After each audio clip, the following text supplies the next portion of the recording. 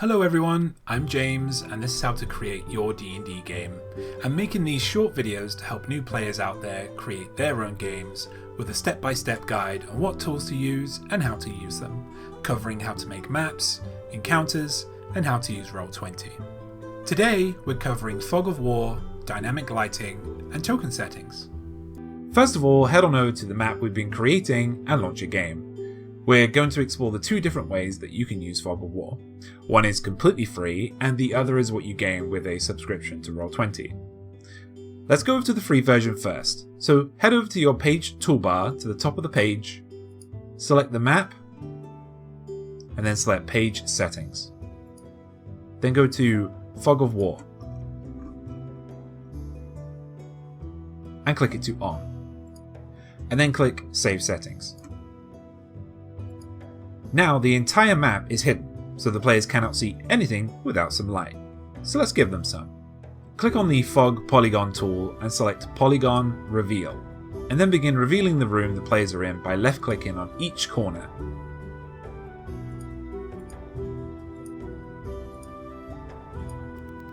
And then right-clicking. Now our player can see in the room they are in. If you want a shortcut to see what the tokens are seeing, click the token and press Ctrl plus L. So select, and select Ctrl plus L. Now the room is visible. This will need to be done as the players explore the dungeon if you employ the Fog of War. However, if you subscribe to Roll20, we're not sponsored by the way, with a bit of prior setup, this map will have its own dynamic lighting, and that's what I'm going to show you now. First, we need to disable the Fog of War option in the page toolbar. So go to Page Toolbar, your map, Page Settings, go down, and select this to off, and Save Settings. Then we need to go to the Dynamic Lighting tab and slide the Dynamic Lighting button to on. So Page Settings again, Dynamic Lighting, slide this to on. I recommend clicking Explorer mode for a more immersive experience. It colors previously discovered rooms in a grayscale, but will not show anything that has entered that room since the adventurers left it. Save settings. Then go back to your map. Next, we need to give the player character tokens vision. Double-click the player's character token. So select, click on the character token, double-click, go to Dynamic Lighting, and then slide vision to on. This will mean the token can see other light sources, which we're going to implement later. Horace is also an elf, which means he can see in a grayscale, and for elves that's 60 foot. So turn dark vision on, and then plot in the distance that they can see, in this case 60 feet. Then save settings. As you can see, Horace can now see in a 60-foot range, dynamically.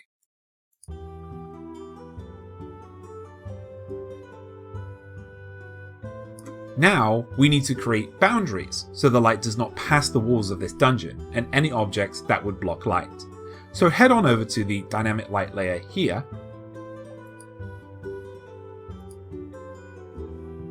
click on the line shape tool here, choose a color. For me, I like green. And choose thin as your size for your lines. And then simply, it's tracing the walls around the dungeon while you're on the dynamic layer. Just remember to be on the dynamic layer.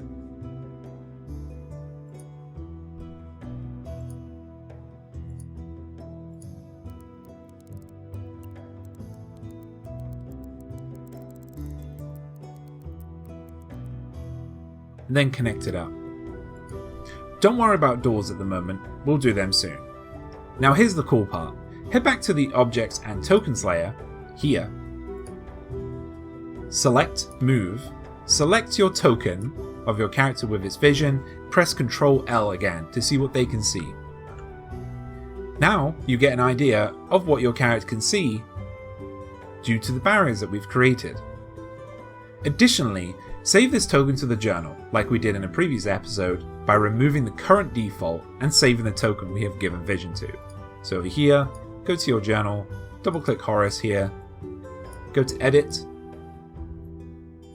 click on your token, delete this one, remove, and then add him again, and save changes. Now, whenever we bring Horace onto the board, he will have the same vision as always.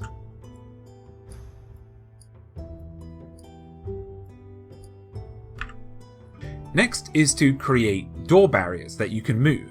Go to the dynamic lighting layer again. Here, dynamic lighting. Just squitch this a little bit. Then go to the line shape tool.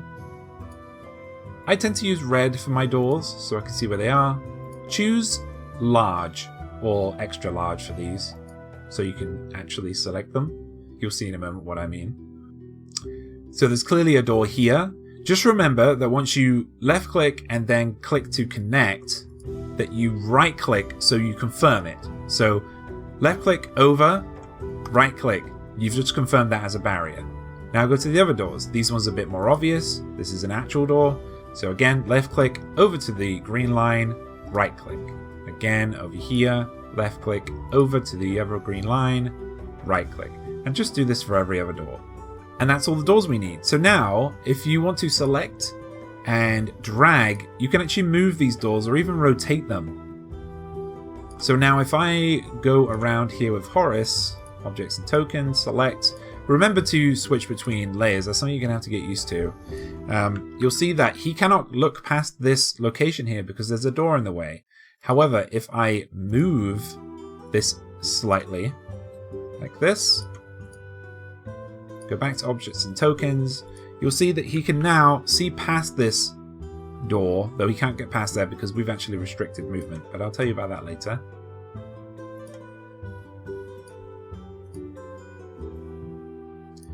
So yeah, you just want to put that back again.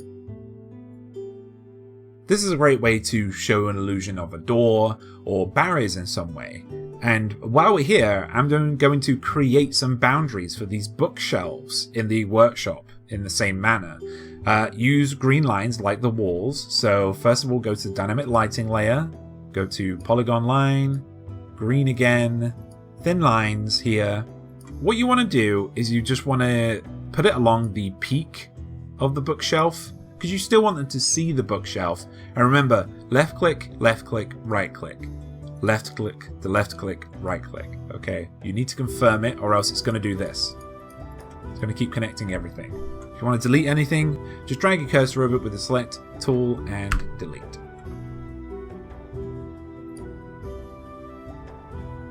And I'll show you what effect this is going to do in a moment. So yeah, let's go on to objects and tokens again. Let's grab Horace here and let's place him inside the workshop. And you already see like there's an opacity layer here that lets us see a little bit as a DM. But if we can press Ctrl L, you'll see that these actually cast a shadow because they're so tall Horace can't look over them, other than the ones that are closer to him. This helps the players with line of sight of monster tokens. Some players might see the monster or other locations of interest, or having an idea if something has cover or half cover or 3/4 cover. And one other tip as well, if you want to quickly create cast shadow with like pillars or things like that, we've got like a circle well here.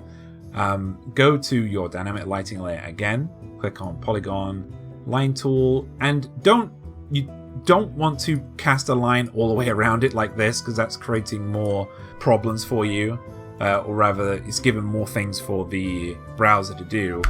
An easier way to do it is to go into your polygon line tool and just crisscross it like this.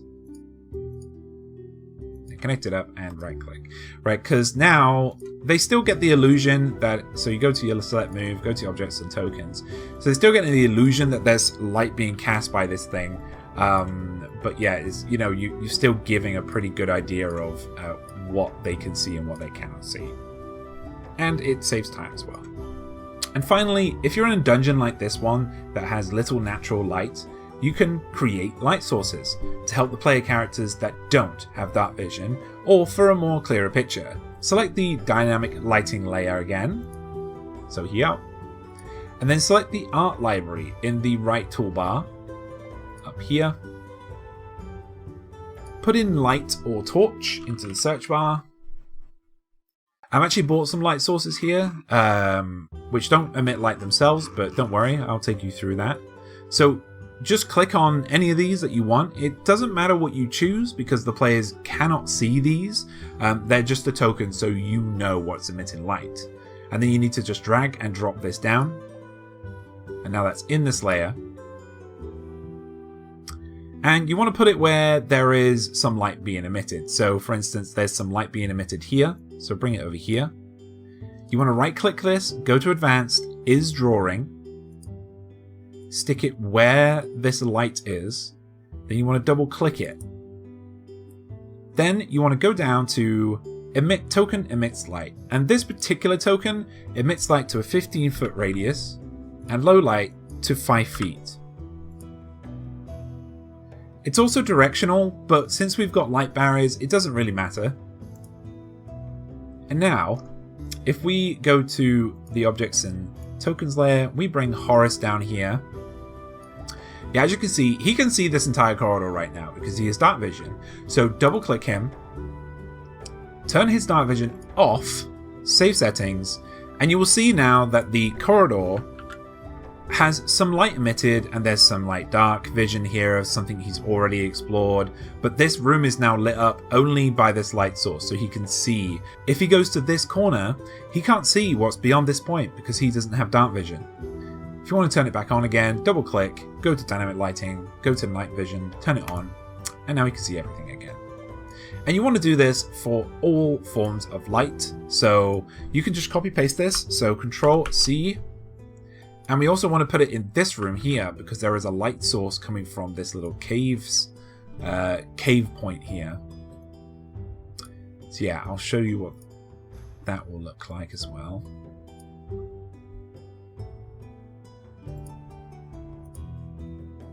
Double click again. Control L. And as you can see, he can only see up to about 15 foot from daylight that's coming through this little crevice in the wall.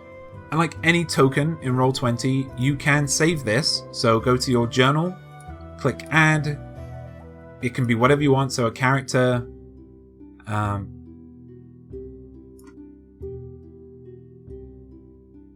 Click on the token, you select a token and name it something like a light source here.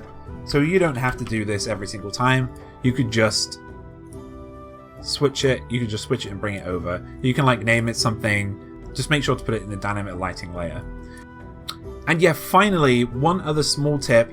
Make sure that in the page toolbar on your map, in the page settings here, make sure on the page details page that the movement dynamic lighting barriers restrict movement is turned on and save settings, as this will restrict your players from moving past those barriers.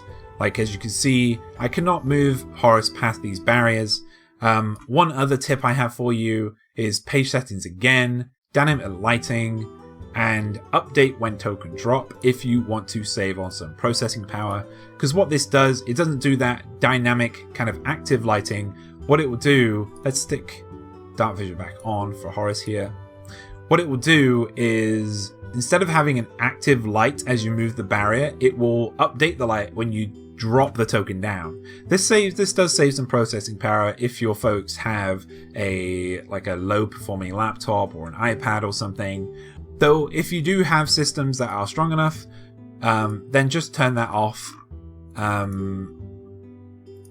and you'll get once more the active movement of the light around objects. We did it! We have created a reactive lighting system for our one-shot and given our player characters vision.